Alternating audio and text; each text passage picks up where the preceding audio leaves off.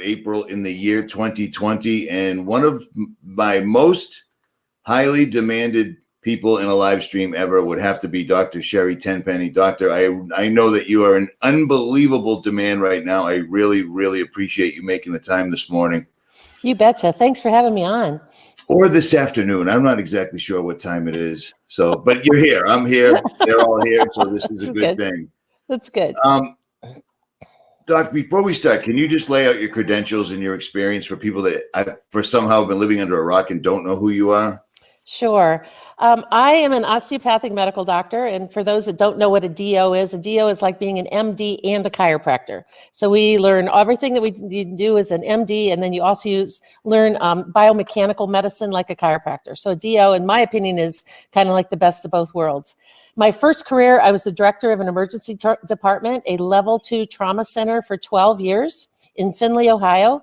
I moved to Cleveland in 1996 to open an integrated health center, which I'm always proud to say we've had people from all 50 states and about 18 foreign countries to come to our clinic and get well and get off their pharmaceutical drugs. We have 13 employees. Even in the shutdown, thank God, we're still open for business and we're still seeing patients. And so I've been doing that since 1996. I went to a conference in the National Vaccine Information Center meeting in Washington, D.C. in September of 2000. And I learned that there were problems associated with vaccines, which I had never really investigated before. When I came home from that meeting, I said, I should probably look into this. Maybe I should start with the CDC documents. Maybe I'll start with the mainstream medical journals and see what I can find. Well, that has led me on a nearly 20-year odyssey and more than 40,000 hours worth of research into problems associated with vaccines. So I really kind of tout myself as one of the internationally known experts on problems with vaccines. I've written 2 books. I've written innumerable articles, blog posts. I've spoken at conferences all over the world and done literally hundreds, maybe hundreds of radio interviews, podcast interviews, television interviews, trying to sow the seeds to let people know that vaccination is not a religion. You can't say, I believe in vaccines, and to let people know that the vaccines are not safe. They've never been proven to protect you from getting sick, and they definitely can cause harm. How well did that go over with your colleagues or your family or your close personal friends when you finally realized and started all those hours of research? My close personal friends who trusted me, when I started telling them that what I was reading was from peer-reviewed mainstream medical journals, I wasn't getting my information from conspiratology.com, and I wasn't like going down conspiracy theory alley looking for that.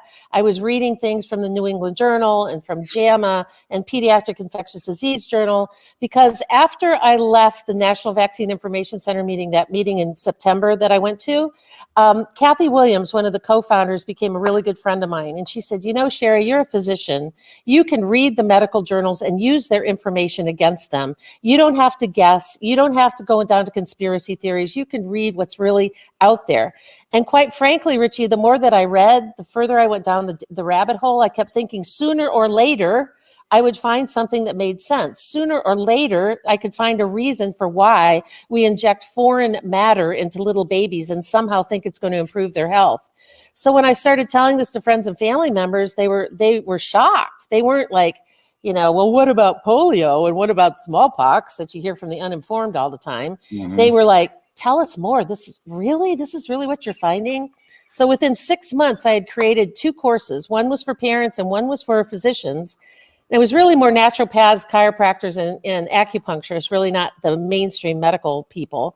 And I there was a supplement company in California that hired me to teach all of the people who were their customer base. And for 2 years, every other weekend, I was on the road somewhere speaking at a seminar, talking to holistic practitioners, chiropractors, naturopaths, acupuncturists, nurse practitioners, the rare and occasional MD or DO on problems associated with vaccines. So I've been doing this for, like I said, almost 20 years. It'll be 20 years in September. Let me ask you this. I didn't get a chance to run this by you before we went live. It just recently came to my attention, and I'm going to guess many people don't know this. The CDC is a privately owned for-profit company. I did not know that. And they have a foundation too. They have a 501c3 foundation. They have a 501c4 lobbying arm. And in their 501c3 foundation, almost every major corporation that you can think of, whether it's in the healthcare, manufacturing, biomedical division or not, almost everybody is a member of their foundation, so they can shuffle money into them and get a tax deduction and shuffle it out in terms of grants on the other side. I just recently found this out. I had no clue whatsoever at all.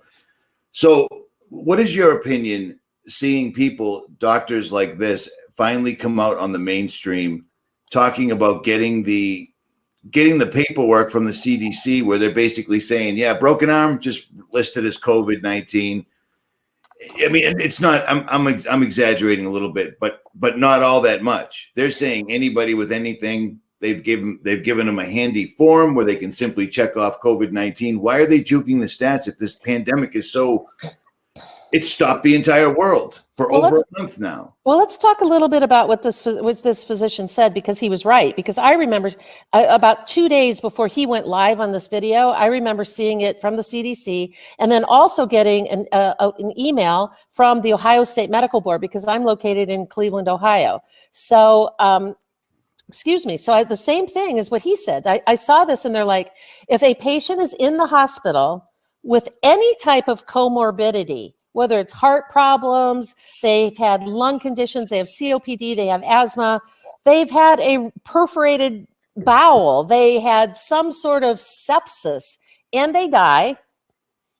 If you suspect that maybe, just suspect, you don't have to test them, you don't have to swab them, you don't have to confirm it, but that perhaps they had been infected with the SARS-CoV virus, then you put down on the death certificate as one of the co-causes of death is the virus, is SARS-CoV or COVID-19.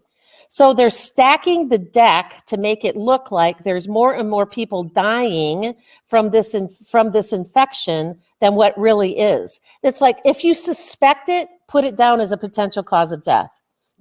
And really, seriously, what that physician said in that video, he's absolutely right. Never have any of us, I mean, I felt when I was an ER doc, I mean, I was the director of an ER in a level 2 trauma center for 12 years. I mean, you know, you didn't have to put down as cause of death. I suspect that maybe it was like, no, this is what is the cause of death. This is what we know is the cause of death. Now, if it was a homicide or a drug overdose or an accidental chemical inducement or something like that, that they ended up doing an autopsy, I mean, you could put down, you suspect drug overdose because you don't know what that was. So there were a little bit of latitude in that, but never did you get direction from your state medical board and from the CDC telling you to fudge the data. And people are still like helping push this fraud, even though we're showing the paperwork from the CDC where it's saying use the World Health Organization's, I mean, I can't see the wording because it's too small and it's too early, but it's basically saying use COVID-19, even if there's any other type of heart failure, lung disease, pneumonia, leukemia, you know, anything. They wouldn't need to do this in a real world scenario, correct? Right. And you guys don't do that. No, yes. No, wait. I got you. I don't use good punctuation even when I talk, so I apologize. You're right. We don't have to do that. You put it down as a comorbidity. And every diagnosis from, like you said, a broken arm to a heart attack to a headache, there's a diagnosis code that goes along with that. Well, the COVID-19 came out with a diagnosis code, and I believe there's a couple of different ones that you can use, that they use modifiers with it. But the idea is that that's a number that goes on a death certificate that goes into a database that then they can scan through the database and say, oh, wow, look, out of 100 people that died, 90 of them died from COVID-19. Now, here's an important fact that I think your listeners need to know. In northern Italy, where they had early on the highest number of deaths in senior citizens, that they were saying, oh, this was all because of COVID-19 and all these people were dying. Two things I want to say about that. One is that they started doing a retrospective analysis and they found out that most of the people that died were elderly and they had comorbidities. And they really died of the comorbidity, meaning they died of the heart attack, the stroke, the emphysema, the COPD, all the various lung diseases. They died of cancer. That was really their primary cause of death. So what the Italians have started doing now is that they are making a distinction between a death caused by the virus and a death in association with the virus, meaning you died of cancer, and if and maybe it was the virus, or they actually tested you and found that you were infected by the virus, which means you died in the presence of the virus, but the virus didn't cause your death. When they started looking at the data from that perspective, what they found was like 98 or 99% of people who died did not die from the virus. They died from something else. And oh, by the way, the virus just happened to be there. Right. It's amazing because literally a mainstream and a couple of alternative reporters had started writing stories about Italy before the numbers went hyperbolic. And they said, if you look at the numbers and the actual data, there's only about 2 people that died. And I made a video laying that out, and several others did within a day, 700. And then 3 days later, 10,000 people died in Italy. And then the mainstream broke the story again, saying, yeah, 10,000 people died, but it turns out just 88% of them had at least 3 other underlying issues. At least 3 other underlying issues, 88%. That's insanity. And most people don't even know that. They don't even want to know that. They're following what the news is yelling at them. And what you just said there was really important about people don't want to know. People have so bought the Kool-Aid on this, Richie. I'm telling you, when this very first started, I kind of sat back. I didn't write anything or talk about it on Facebook or Instagram for quite a while at the beginning. And even though I've got a really, really large fan base, I've got, 250,000 Facebook fans. I started my Instagram account 5 months